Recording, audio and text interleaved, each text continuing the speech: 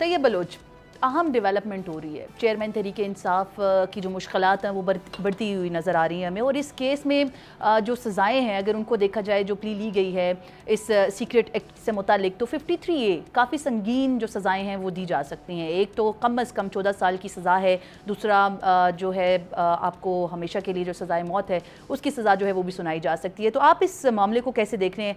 अभी तक की जो कार्रवाई है और जो गवाहान पेश किए जा रहे हैं कितने स्ट्रॉन्ग नज़र आ रहे हैं?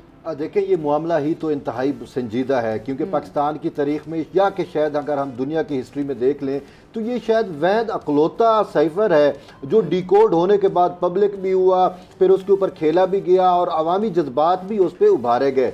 देखिए, जितने भी ममालिक होते हैं उसके अंदर ये इस तरीके से खतो किताबत होती है, साइफर आते रहते हैं, लेकिन वो सिर्फ मुतलका लोगों की हद तक ही रहते हैं, वो पब्लिक नहीं होते। तो यहाँ पे जो है मामला ये है कि यहाँ पे तो पूरी कापी जो है वो भी गुम हो गई कि साइफर जो है जो वजारत खारजा से डिकोड होके चला, वजीर आजम हाउस गया, और फिर वो पूरी चेन जिस तरीके से इस ट्रायल के अंदर, चलान के अंदर बता दी गई कि पूरी चेन जो 27-28 लोग इन्वॉल्व थे उन सबके भी बयानात कलम बंद हो गए। तो ये मामला इंतहाई संजीदा है और हसास नोयत का है, और मैं इसी वजह से कह रहा हूँ कि हमें अदालती तारीख में ऐसी मिसाल पाकिस्तान में तो बिल्कुल ही नहीं मिलती कि कभी ऐसा किसी के साथ हुआ। तो ये एक नई तारीख भी रकम हो रही है।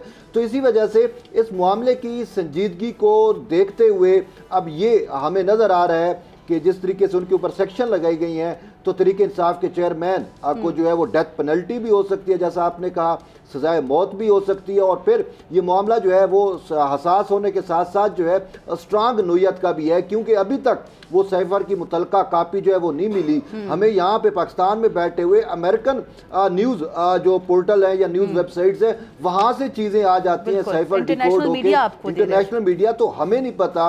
और यहाँ पे FIA को अभी तक वो कापी नहीं मिली, लेकिन यहाँ पे कुछ लोग ये जरूर राय दे रहे हैं कि जी वो सबूत क्या होंगे।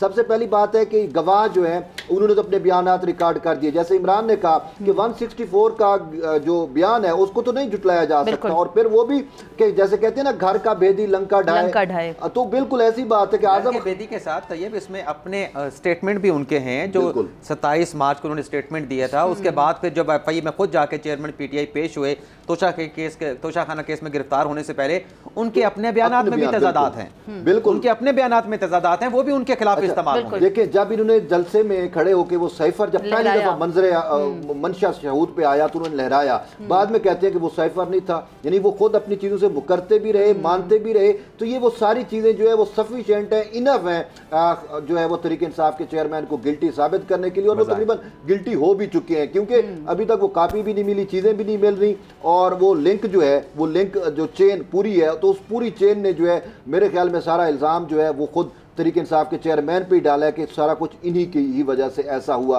तो उसमें ये दो मरकजी लोग जो हैं, शाह महमूद कुरैशी और तहरीक इंसाफ के चेयरमैन, तो ये दोनों जो हैं वो इस शिकंजे में जरूर आ रहे हैं। तो उनकी सजा जो है वो मैंने आपने खुद बता दी है कि सजा मौत भी हो सकती है और 14 साल कैद, 14 साल की कैद। ठीक है, जुल्करनैन, दोनों पैनलिस्ट की बात आपने सुनी, हमारे साथी नुमाइंदगान की, आप किस हद तक इत्तफाक करते हैं इस केस में कितनी जान है? और इसके बाद अब जब गवाहान जो हैं वो ऑन रिकॉर्ड आ चुके हैं, एक तरह से कार्रवाई का बाकायदा तौर पर आगाज़ होने वाला है, तो ऐसे में इन जो बयानात हैं उनकी कितनी वक़्त है?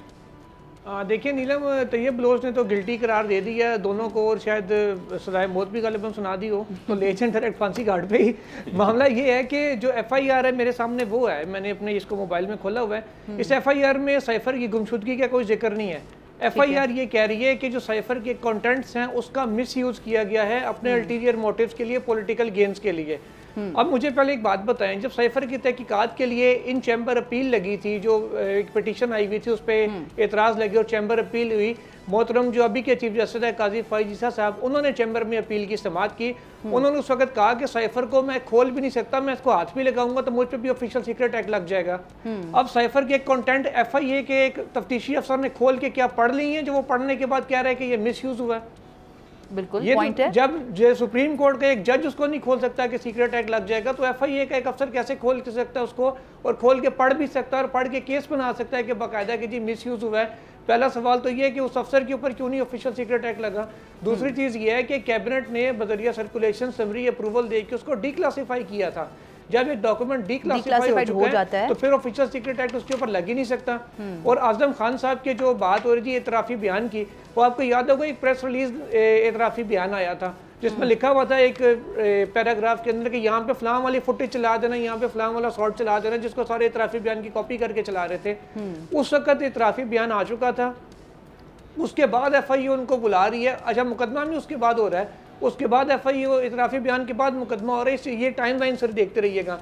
उसके बाद FIU उनका बयान रिकॉर्ड करने के लिए बुला रहा है। जब 164 का स्टेटमेंट हो गया मजिस्ट्रेट के सामने, जिसकी रिक्वायरमेंट है होना, जो मजिस्ट्रेट के सामने ना होने की वजह से ही इसहाकडार को भी वो 1999 में उदैबिया केस में जो कह लें कि बरियत मिली थी कि वो मजिस्ट्रेट के सामने रिकॉर्डिंग हुआ था, क्योंकि लॉ आ चुका था कि मजिस्ट्रेट रिकॉर्ड करेगा।